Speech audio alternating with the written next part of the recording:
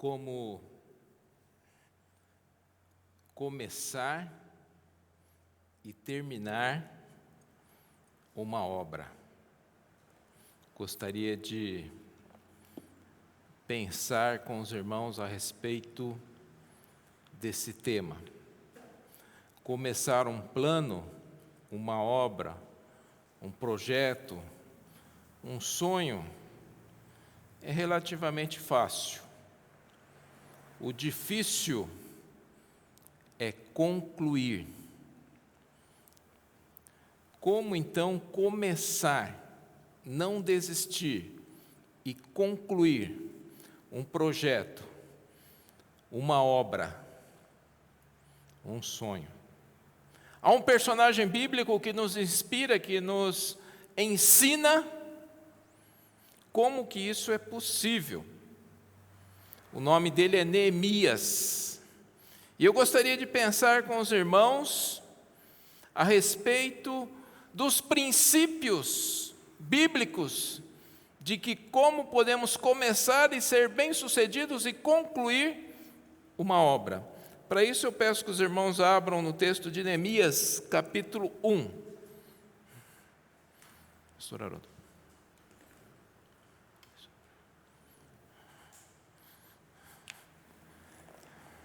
Neemias, capítulo 1.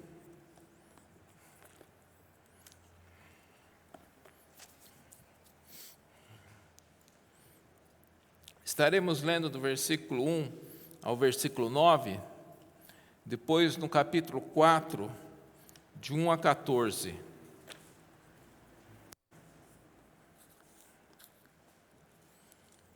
Diz assim: Palavras de Neemias, filho de Acalias, no mês de Quisleu, no 20º ano, quando eu estava na cidade de Suzã, veio Anani, um dos meus irmãos, com alguns homens de Judá. Então lhes perguntei a respeito dos judeus que escaparam e que sobreviveram ao exílio, e a respeito de Jerusalém. E eles me responderam: os restantes, os que sobreviveram ao exílio e se encontram lá na província, estão em grande miséria e humilhação. As muralhas de Jerusalém continuam em ruínas, e os seus portões foram destruídos pelo fogo. Quando ouvi essas palavras, eu me sentei, chorei e lamentei por alguns dias. Fiquei jejuando e orando diante do Deus dos céus e disse: Ah, Senhor, Deus dos céus, Deus grande e temível, que guardas a aliança e a misericórdia para com aqueles que te amam e guardam os teus mandamentos. Estejam atentos os teus ouvidos e os teus olhos abertos, para que atendas a oração do teu servo, que hoje faço diante de ti, dia e noite, pelos filhos de Israel, teus servos. Faço confissão dos pecados dos filhos de Israel, os quais temos cometido contra ti. Eu e a casa de meu pai pecamos, temos procedido de forma totalmente corrupta contra ti e não guardamos os mandamentos, nem os estatutos, nem os juízos que ordenaste a Moisés, teu servo. Lembra-te da palavra que ordenaste a Moisés, teu servo, dizendo: se vocês forem fiéis, eu os espalharei entre os povos. Mas se vocês se converterem a mim e guardarem os meus mandamentos e os cumprirem, então, ainda que os seus desterrados estejam nos lugares mais distantes da terra, de lá os ajuntarei e os trarei para um lugar que escolhi para fazer habitar o meu nome. Vamos orar ainda. Obrigado, Senhor, pela Tua palavra. Necessitamos, Pai, da iluminação do Teu Santo Espírito, para que possamos compreender, Senhor. Nos ajude a praticar a Tua vontade e o Teu querer. Encha-nos do Teu Santo Espírito, nós rogamos. Nós pedimos em nome de Cristo Jesus. Amém, Senhor. Como começar um projeto e terminar? O que estava acontecendo? Neemias estava no exílio. Agora os persas é que davam as cartas do jogo. Era um império que estava dominando a época. Vamos nos lembrar que cerca de 150 anos atrás, Jerusalém havia sido destruída. Muitos foram levados cativos para a Babilônia. Outros ficaram naquela região totalmente devastada pela guerra, pela destruição. E depois de 70 anos, com um decreto de Ciro, o povo começou a voltar à região de Jerusalém, de Judá, o antigo Israel. Mas ainda voltando, o povo teve dificuldade para a reconstrução da cidade de Jerusalém. O templo, pouco antes, já havia iniciado a reconstrução com a liderança de Zorobabel, e agora faltava reconstruir a cidade, começando pela reconstrução dos muros da cidade. E Neemias, que era uma pessoa importante nesse império persa, diz o texto que ele é copeiro do rei, mas a ideia de copeiro do rei não deve ser vista como uma pessoa que seria um garçom, mas o copeiro do rei para a época era uma pessoa que estava próximo do rei, que tinha acesso direto ao rei, era um tipo de um conselheiro, alguns até dizem um tipo de um primeiro-ministro do rei. Então, uma pessoa importante do império. Neemias desempenhava essa função. E ele estava muito bem lá, muito bem posicionado. Mas, diz que alguns judeus, entre eles Anani, que é um irmão seu de sangue, provavelmente um irmão de sangue, trouxe notícias de Judá e de Jerusalém. Notícias que tudo estava destruído e o que o povo estava desanimado. E mediante essas notícias, então, Neemias começa a tomar algumas providências. E sobre essas providências que nós gostaríamos de pensar um pouco. Como começar e terminar uma obra. Como terminar aquilo que começamos. Podemos aprender isso com Neemias. Primeiro, informação. Informação. Neemias procurou se informar do que estava acontecendo. Diz o texto que ele buscou essas informações e ele reuniu essas informações, primeiramente com Anani, aquele que veio lhe trazer essas notícias.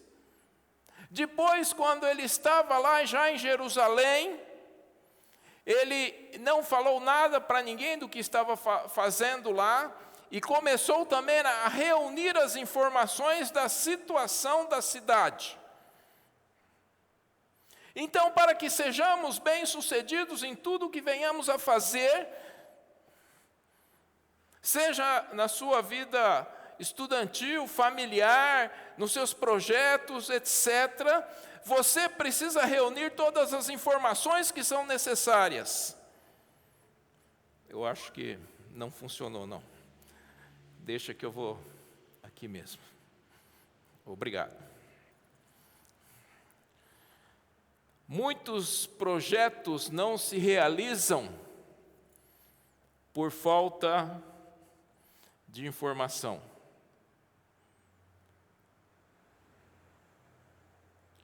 Muitas pessoas são movidas por questões emocionais e ilusórias, sem buscar as informações necessárias. Alguns sistemas comerciais, sabendo de que as pessoas elas agem pela emoção, Então, alguns sistemas comerciais, como sistema de pirâmide, de rede, de marketing multinível, esse nome bonito aí que inventaram, né? Marketing multinível. Na verdade, é uma mistura de pirâmide com rede, né? Mas é um nome bonito que encontraram aí. Então, muitos desses sistemas comerciais, sabendo de que as pessoas agem emotivamente e que elas podem ser impulsionadas a isso, então eles se utilizam disso e são muitos os que entram nisso de forma emocional, mas logo desistem. Não que o sistema em si seja ruim, tirando pirâmide. Pirâmide é o negócio do mal, vamos assim dizer. Mas outros são sistemas de vendas. Muitos desistem rapidamente. Por quê? Não buscaram as informações. Alguns dos produtos são de péssimas qualidades, ruins. Tem uns que eu joguei fora nesses dias de tão ruim que era o produto. Mas as pessoas entraram motivadas pela emoção, mas não buscaram as informações, a qualidade do produto, onde que é produzido, como que é a venda disso, etc, etc. Então, muitos projetos, eles vão por água abaixo, porque não se buscou todas as informações necessárias. E é interessante que isso nós aprendemos na Bíblia. Por que muitos começam e fracassam? Porque não seguem o que está na Bíblia. Há princípios bíblicos sobre esses assuntos também. Neemias foi bem sucedido porque ele buscou todas as informações. E não somente isso, a segunda coisa que ele fez foi oração e contrição. Diz que depois que ele recebeu essas informações, que ele tinha esses dados, ele foi buscar a Deus em jejum e oração. Será que você tem feito isso nos seus projetos? Naquilo que você deseja e quer fazer, nos seus sonhos? Você tem reunido as informações, depois diante delas você tem buscado a Deus em jejum e oração? E depois nós reclamamos com Deus porque que o negócio não deu certo. Neemias era um homem de oração. Após receber as informações de Anani, ele se coloca em oração. Entre o tempo que ele recebeu a informação e que ele foi falar com o rei Artaxerxes, se deu 4 meses. Foram 4 meses de meditação, jejum e oração. Ele não recebeu a informação, ele não reuniu os dados e logo se lançou no seu projeto, mas ele reuniu as informações, os dados, e ficou um tempo em oração, consultando a Deus, se aquilo era vontade de Deus, o que Deus queria que ele fizesse. Evidentemente que esse tempo não é um padrão, vamos dizer que Neemias ia reconstruir uma cidade inteira. Então esse projeto necessitava evidentemente de um tempo maior de preparação. O tempo de preparação é proporcional muitas vezes ao projeto, ao sonho, à obra, etc. Ele passou então um período e mais. No versículo 9, ele diz, ele fala, ele se lembra, mas diz assim: se vocês se converterem a mim, ele está lembrando as palavras do próprio Deus.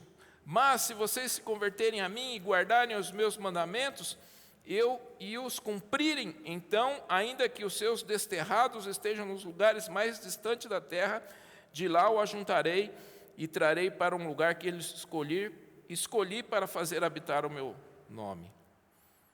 Então ele trouxe à memória aquelas palavras de esperança, aquelas palavras de Deus que eram condicionadas. Se vocês se converterem, se vocês guardarem a minha palavra, então eu farei isso e farei aquilo. Neemias trouxe diante dele as promessas de Deus, ele relembrou as promessas de Deus. Isso é importante também, buscar as promessas de Deus para o seu povo, não como uma caixinha de promessa milagrosa, mas uma busca cuidadosa da vontade de Deus através da sua palavra para a nossa vida. Então a primeira coisa que Neemias fez foi reunir as informações e os dados necessários. Depois ele se colocou em jejum e oração, buscando a vontade de Deus, se preparando, e depois desse período ele foi conversar com o rei. É interessante que na cultura da época, não podia se apresentar ao rei triste, isso não era aceito. Então quando Neemias foi, ele estava cabisbaixo, triste, ele estava correndo até um risco, de alguma forma ser punido pelo rei, mas ele já havia se preparado, ele já havia orado, já havia buscado a presença de Deus, o favor de Deus. Então ele foi ali, sabendo que Deus estaria ao seu lado. E não somente isso, estando junto ao rei persa, e recebendo então autorização do rei para ir até Jerusalém e reconstruir os muros. Ele pediu cartas para que ele pudesse passar por todas as regiões, ele pediu cartas para que o chefe da floresta fornecesse a madeira, e ele então foi nessa peregrinação rumo a Jerusalém para realizar essa obra. E chegando lá, ele viu tudo destruído. Tudo destruído, um montão de entulhos. E Neemias começou a organizar o povo. E o terceiro aspecto é que é muito trabalho, e trabalho duro. Se você imagina que você pode ser bem-sucedido sem esforço, então saiba que isso não vai acontecer. Se você sonha em ganhar na loteria, mesmo sem jogar, e que isso venha resolver os seus problemas, eu imagino que você não jogue, né? Se bem que eu não posso garantir, né? Porque na última confissão que nós tivemos coletiva, parece que não foi bem isso que aconteceu. Os irmãos lembram, estávamos num jantar, comendo uma pizza, e várias pessoas confessaram a sua fezinha. Mas se você imagina que o ganho pode ser fácil, que o ganho pode vir sem trabalho duro, saiba que isso não vai acontecer.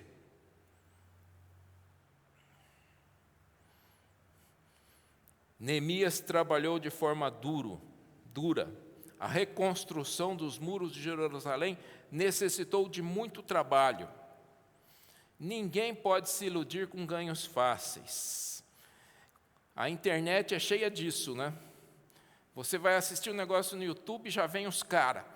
Venha que você vai ganhar, você vai ficar rico, e é isso em todos. Agora, se aquilo é tão bom, se você ficar rico tão fácil, por que eles não pegam isso para eles, eles ficam sossegados e ricos, e eles têm a necessidade tanto de que outras pessoas partilhem? Porque se as outras não partilharem, ele não pode ficar rico, porque vocês que estão entrando, aqueles que estão entrando na deles é que vão fornecer o recurso para eles, tá? Então, porque se o negócio fosse tão bom em si mesmo, ele não precisava de tanta insistência que você entrasse no sistema dele. Ou seja, se você se ilude com esses ganhos fáceis, saiba que isso não é um princípio bíblico, mas os projetos, a obra de Deus, ela requer trabalho, e muitas vezes trabalho duro. Mas não é um trabalho que seja insustentável. O trabalho precisa ser sustentável. Você precisa respeitar as prioridades. A igreja, a família, o descanso. Você acha que Deus descansou no 7º dia por quê?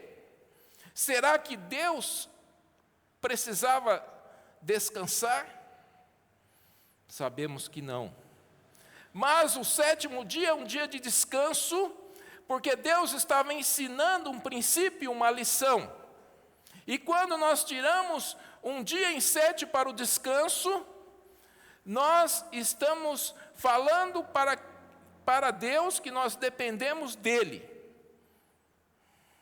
Alguns acham que tudo depende do seu trabalho. E se você não trabalhar duro, você não vai ter nada, não vai ganhar nada. Não. Evidentemente que precisamos trabalhar.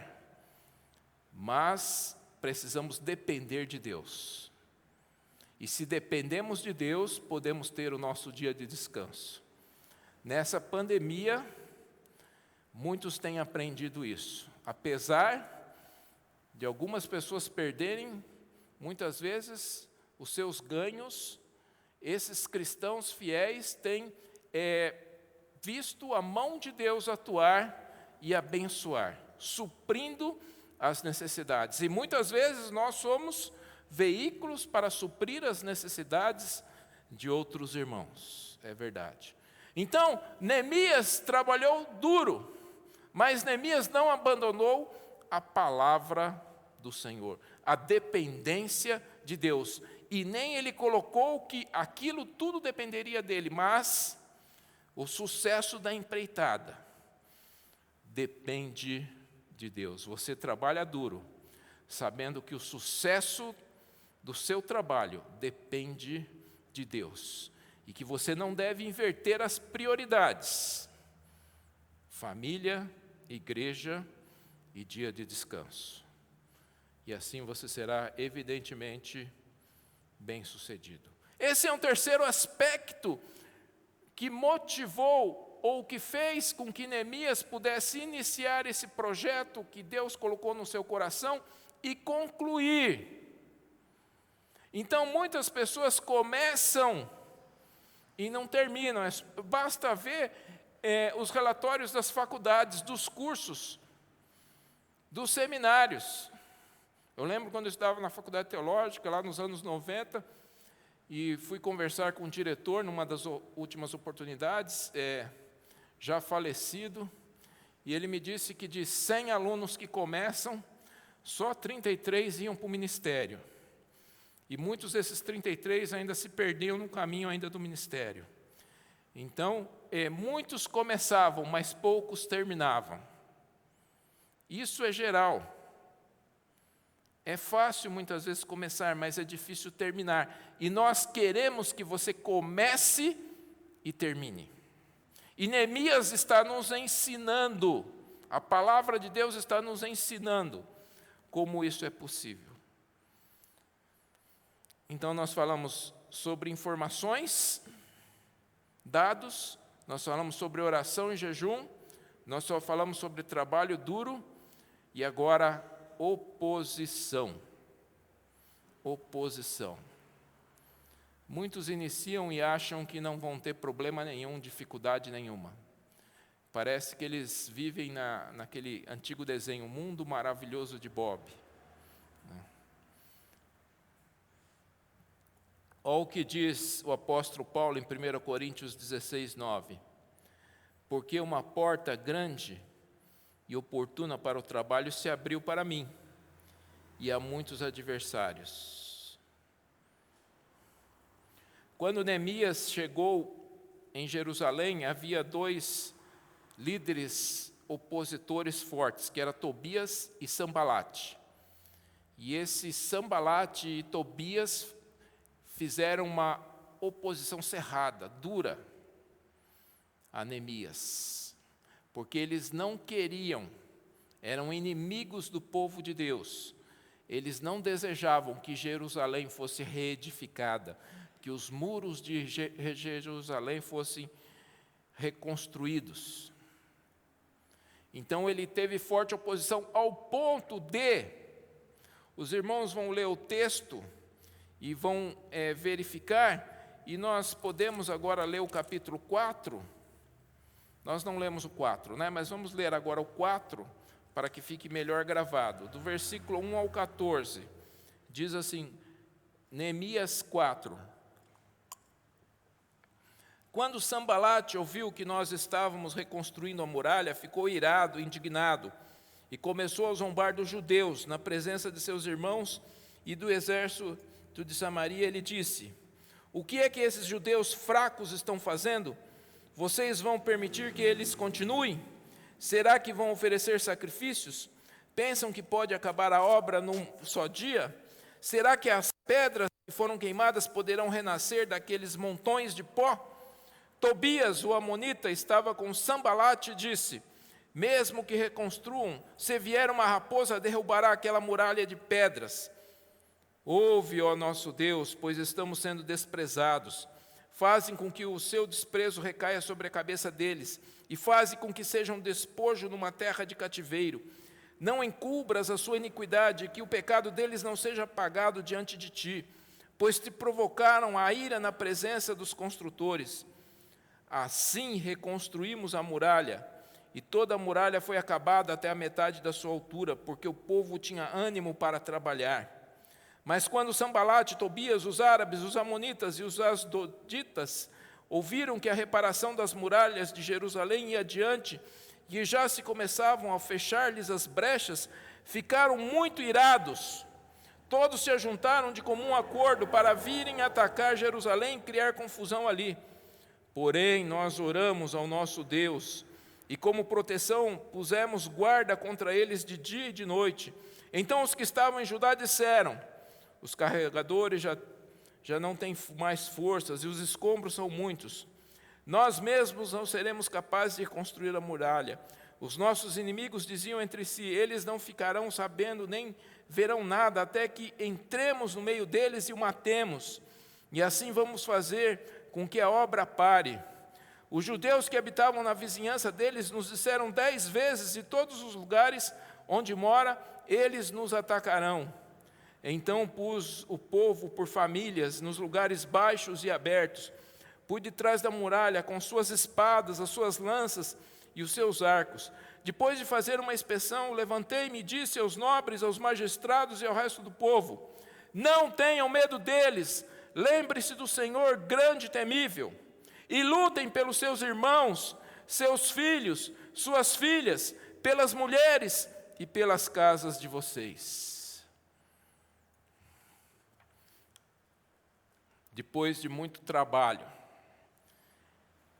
e com o trabalho, muita oposição, ao ponto que eles estavam, os irmãos continuarem a leitura, muitas vezes carregando o material com uma mão e na outra mão com uma espada. E eles vigiavam o tempo todo. Forte oposição. Não seja ingênuo. Todo projeto, toda porta que se abre, muitas vezes nós sofremos oposição.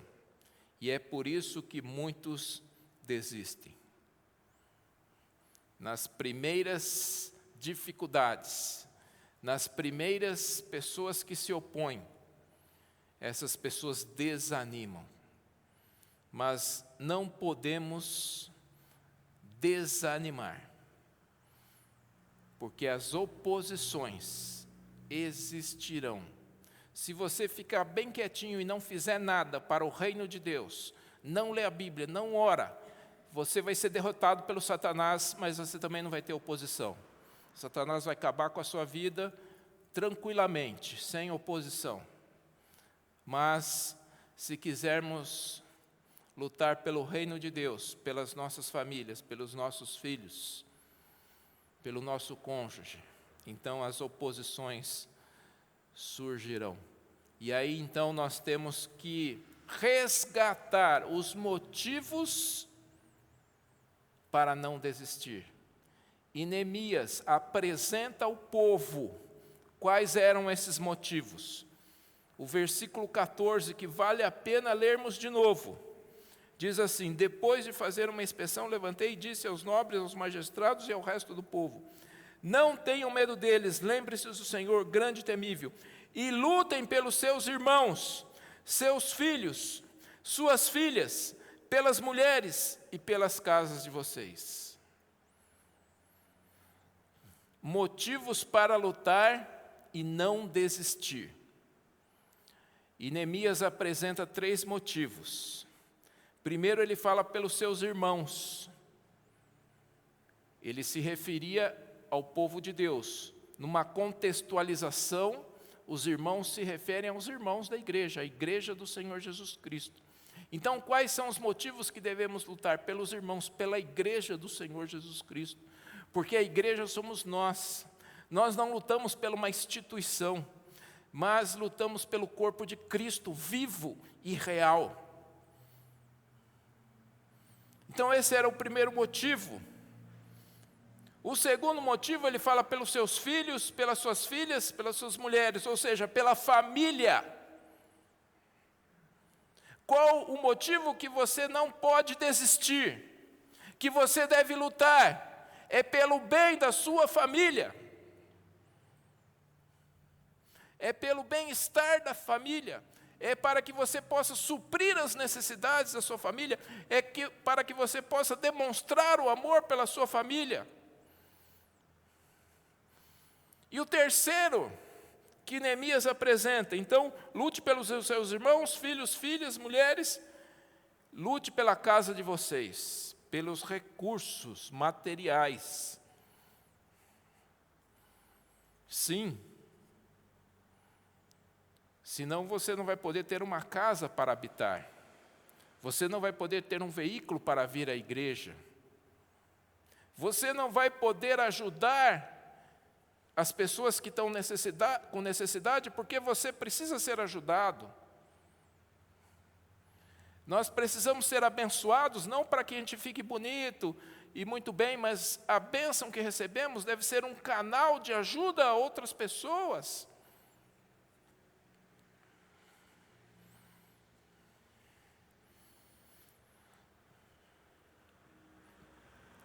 Há motivos, então, para você não desistir. Não desista. E sabe o que aconteceu? O muro foi reconstruído. Capítulo 6, versículo 15, diz assim: a reconstrução da muralha foi terminada aos 25 dias do mês de Elu, em 52 dias.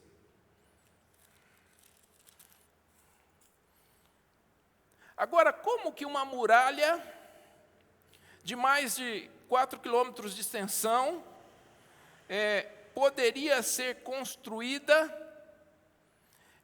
em 52 dias? Sendo que Neemias chegou ali e o povo estava desanimado. Evidentemente, a atuação de Deus, primeiramente em Neemias, depois através do povo. Mas houve uma organização. Se os irmãos lerem do capítulo 3 em diante, vão ver que cada grupo construiu um pedaço. Então, desse pedaço esse era um grupo, desse pedaço esse era outro grupo, desse pedaço esse era outro grupo. Uma grande lição aqui. E poderíamos trazer esse princípio até para os pequenos grupos de nossa igreja. Porque se cada um fizer a sua parte, a obra vai ser concluída. E a obra não pôde ser concluída sem que cada grupo tivesse concluído a sua parte. E se um grupo falhasse, então haveria uma brecha, e a brecha o inimigo entra. Percebe a importância de cada um fazer a sua parte?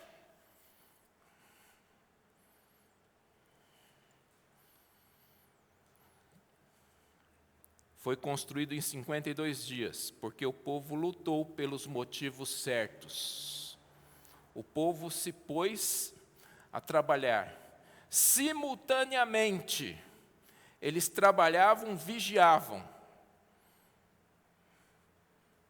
A igreja do Senhor Jesus Cristo e em nossas vidas pessoais, isso deve ser simultâneo. Nós devemos trabalhar e ao mesmo tempo vigiar e orar. Muitas pessoas começam a trabalhar, e eu tenho um projeto, eu preciso desenvolver isso, eu vou concentrar nisso, e deixam a igreja, e deixam um pequeno grupo, e deixam a oração. Não vai dar certo. Eu tenho uma notícia para você, não vai dar certo. Se você não trabalhar simultaneamente, a sua vida devocional, a sua vida com a igreja, e o seu projeto de vida pessoal, simultaneamente, o negócio não vai dar certo. Se você é um cristão verdadeiro, se você realmente é uma pessoa que serve a Deus. Para aqueles que não são, não serve essa palavra. Nós temos motivos para lutar e não desistir. Na vida cristã também, isso não é diferente. E nas coisas que são básicas, simples, o princípio deve ser aplicado também, porque muitos começam um plano de leitura anual, ok, mas são poucos os que terminam. Está aqui a resposta, na palavra de Deus, porque muitos começam um plano anual de leitura e poucos terminam. Isso serve para a frequência nos cultos, sejam presenciais ou online da igreja. Isso serve na presença dos pequenos grupos também, presencial ou online. O que impede uma pessoa de participar de um pequeno grupo online? Eu já tentei, debati, conversei, e eu não consegui achar ainda, né? Antes, evidentemente, tinha uma série de questões, né? Mas hoje, excepcionalmente, em alguns casos, com problemas de internet, tal, né, nós reconhecemos isso, mas a maioria dos casos é aquele problema do grande banquete que Jesus ensinou, né? Que foi convidado várias pessoas para um grande banquete, e outro falou, eu me casei, eu comprei uma terra, eu tenho que olhar a terra que eu já comprei, né? Comprou por telefone, depois que ele vai ver a terra, né? Então é desse tipo, ok. Mas isso é um resultado de uma vida que muitas vezes não seguiu os princípios da palavra de Deus. E se nós queremos começar e terminar aquilo que começamos, então, em primeiro lugar, precisamos reunir todas as informações necessárias e os dados. Precisamos buscar a Deus em oração, em jejum. Precisamos saber que o trabalho será duro, mas que não podemos inverter os valores. Sabendo também que haverá oposições, mas se Deus é por nós, quem será contra nós? E por fim, nós temos motivações para terminar o trabalho. E essas motivações são a nossa família, a nossa igreja, os nossos irmãos e os recursos que precisamos ter para abençoar a nossa vida e a vida de outras pessoas. Enfim, meus irmãos, Neemias terminou o trabalho. Evidentemente que não foi tudo. Foi reconstruído Jerusalém inteira? Não. Mas essa fase, essa etapa foi concluída. É assim a nossa vida. É feita por etapas. E aquela etapa precisamos começar e terminar. Aquela outra etapa precisamos começar e terminar. Isso até o fim da nossa vida. Mas precisamos aprender que Deus deseja, Deus quer que a gente comece e termine a obra. Que Deus vos abençoe.